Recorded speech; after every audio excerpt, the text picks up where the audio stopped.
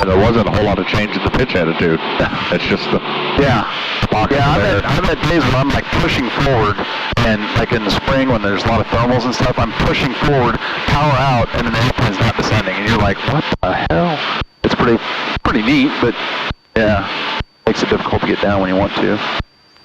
So do you live up in this area here? No, I live over I have to live in Kansas City because. Oh, that's right. Yeah, so I live. So this is Liberty proper. This is Kearney. Oh, wow, this is all Kearney right here. I'm still going to go a little farther north because it's just when I enter that 45, I want some time to. Right, if you enter now, you're going to be getting oil patch. I'll be almost past the downwind by the time I go.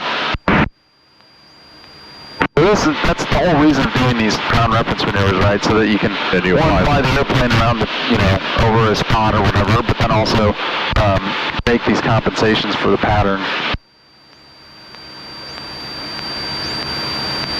Do you know what altitude should we be at here legally over this area? You know what the regulation says on it? 1800. Well, it's lower than. What's the over a populated area, which this would be? 750 feet above ground level. 1,000. Oh, it's 1,000 feet. So above the populated area, other than populated area, 500 feet, and then over sparsely populated areas, you have to just remain more than 2,000 feet from any building, structure, or vessel. So we'll see how quick I'm going to end up rolling into this. Right.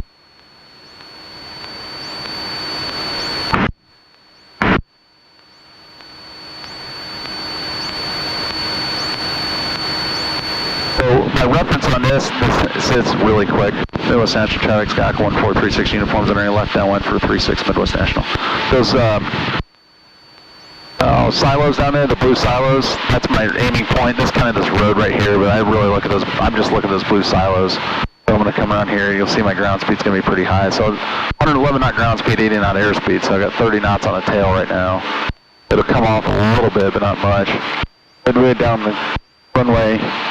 I'll bring my carburetor heat on. So next time we fly, tomorrow we'll work on landings, and so I got a little bit of studying for you to do, and then we'll see. I've got a little bit of crowd here, but not much.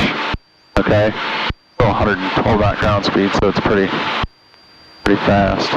But I still fly the pattern the same, 2300 RPMs. Right. Just have to compensate for it. Right. Yeah. I wouldn't want to, slow down and then when you turn into it, you're Yeah. There, I'm beating my point of landing, so now I power back to 1600 RPMs. Carb on. Yep. Carburetor heat's on. And then I roll in a couple turns of trim. I'm going to do only 20 degrees of flaps today because I don't want to go. I don't want to get too much flaps in. Because of the crosswind? Yeah, because I get the airplane slowed down. The flaps tend to create more surface area to push the airplane around. So, but I'm so this is where I got to watch my turn. So, Midwest National Traffic Sky 1436 uniforms turning left base 136 Midwest National. I let my nose drop a little bit. And we said we're going to be at 71 mile. Yeah, 71. Here would really be 76 because I want to be 5 knots faster than when I turn final. Yeah, 71 on final. So I do 75 on downwind, 70 on base, and 65 on final normally. So add back to 6. Now look at my crab, so look at that road, so much of it, I'm tracking that road, and I got to start my turn early because I have a tailwind here. Midwest National Traffic Sky 1436 uniforms turning final, 36 Midwest National. So now I've got a headwind, right? So I'm going to probably need a little bit more power than normal because otherwise the airplane's going to be slow and I'm not going as fast over the ground, but if I have a 500 foot per minute descent rate, that's going to, it's like this. Right, your glide path. It becomes more steep. So look at how I have a crab in. This is how I want to start my... You're 1,000 feet. Yep, and see I get sink, and this one thing, on days like today, you really kind of have to watch it because you'll get these turbulence and it'll really sink you, and I'm a little bit fast. A little slow, I'm sorry. So there's some jocking of the throttle. But I watch that runway and I want to keep it in the same position in the windshield there.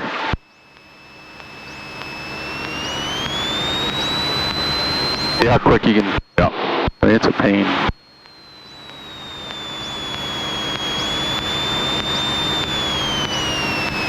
Now I bring the aileron down and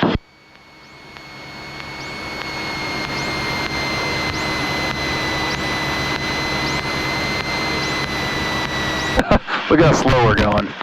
Yeah, so we're already down to 37 miles an hour. Yeah. I'm just going to do a stop and go here. Actually, I'm going to taxi back so I got all the runway. So my ailerons are still staying in the wind. They're full into the wind once I land. And then as I roll here, and that wind's 340. What's that? At your plane? No, that's the hangar's right next to it though. Right next door to that. That's a mechanic. Yeah, it's a little Archer, yeah. It's a 180, a Cherokee 180. He's been working on it. So we're using that mechanic now, and at Midwest National Traffic 36 uniform is clear of 36 Midwest National. And he's 80 years old, and he's 5 for 80. Been doing it forever. Really smart guy, but kind of cantankerous, and he's also just slow. He just, fuck it, I get it done when I want to do it, you know? And so you have to put up with that in a sense if you want it, you know. He's good at what he does, but the other thing about taxiing like on a day like today with this wind, like look, I have very little power in, and you'll see we'll start picking our speed up. You can also tell the airplane's getting pushed, like weather vaning. So like, I mean, you might, on a day like today, if you're not careful, you might have to add brakes and slow the airplane down for taxiing. Yeah, it's a handful. So we're going to take off and north. Yeah, we're going to take off to the north, yeah. It's a handful today.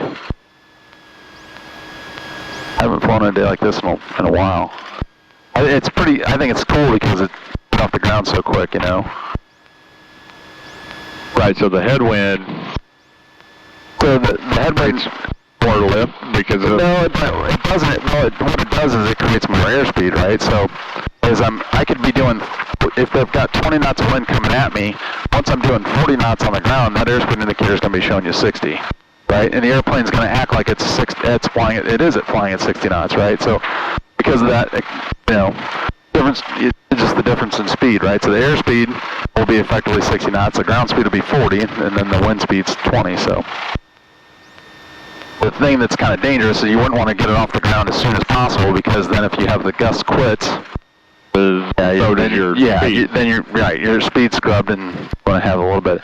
I mean, it's not going to, as long as you're safe, you're not going to stall it, but you will spank and do that. So, Midwest National traffic, Skyhawk 1436 uniforms, departing 36 Midwest National. All right, so let's check final, make sure no one's coming. Look at the runway that's clear. I'll taxi out here. Ailerons all the way into the wind again. Got a left crosswind. I'll check this gauge, this and this to make sure they say 36. Yeah. Trying to get us away from their nest again. Alright, so as I come around here and lined up, ailerons full into the wind. That's reading 3. That's close enough.